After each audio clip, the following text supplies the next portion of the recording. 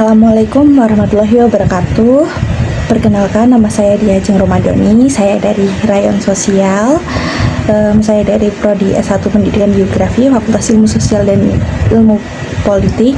Saya berasal dari Kabupaten Pacitan.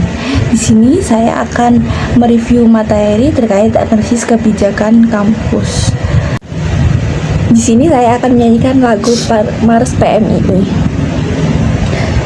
Inilah kami wahai Indonesia, satu barisan dan satu cita, pembela bangsa, penegak agama, tangan terkepal dan maju ke muka.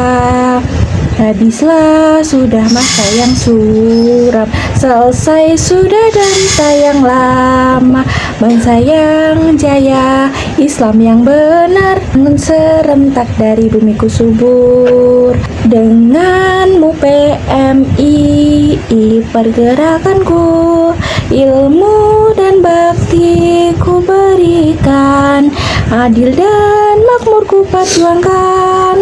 Untukmu satu tanah airku, untukmu satu keyakinanku. Inilah kami wahai Indonesia, satu angkatan dan satu jiwa, putera bangsa bebas merdeka, tangan terkepal dan maju ke muka. Denganmu PMII, pergerakanku, ilmu dan bakti ku berikan, adil dan makmur ku perjuangkan. Untukmu satu tanah airku, untukmu satu keyakinanku.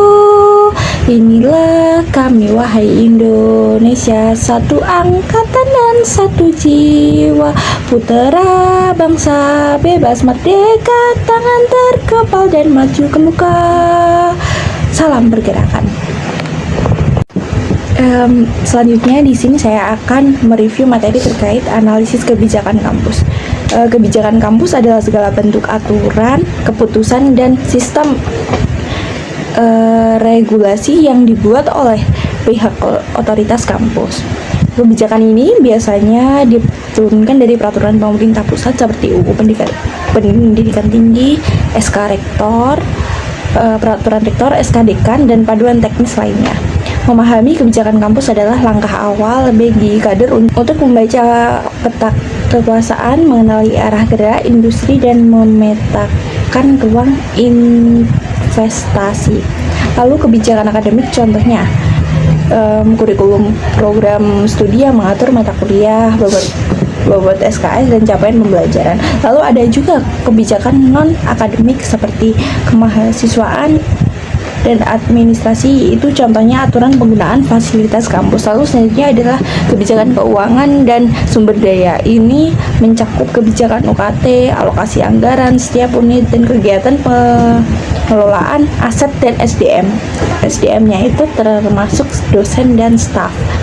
Lalu tantangan yang sering dihadapi adalah ketidakselarasan dengan realitas lapangan, contohnya akses informasi dan transportasi itu sangat minim. Lalu untuk selain adanya tantangan, adanya juga peluang, yaitu bisa sebagai agen advokasi dan jembatan aspirasi. PMII harus tampil sebagai penengah dalam dinamika kampus, menjadi penyeimbang antara keberagaman realitas dan kebijakan yang kadang kaku. Lalu ruang strategis mencakup semua titik pengaruh di kampus, ruang gagasan, forum diskusi, media kampus, UKM, bahkan ruang seperti media sosial dan e-learning. Lalu untuk selanjutnya, PMII memiliki visi besar, yaitu membentuk kader yang progresif, adaptif, dan berdasarkan nilai Aswaja. Dan disinilah kader PMII dapat diwujudkan. Kita adalah bagian integral dari ekosistem kampus, dan kita harus menjadi subjek aktif dalam pengelolaan ruang strategis ini. Sekian review materi analisis kebijakan kampus dari saya. Terima kasih. Wassalamualaikum warahmatullahi wabarakatuh.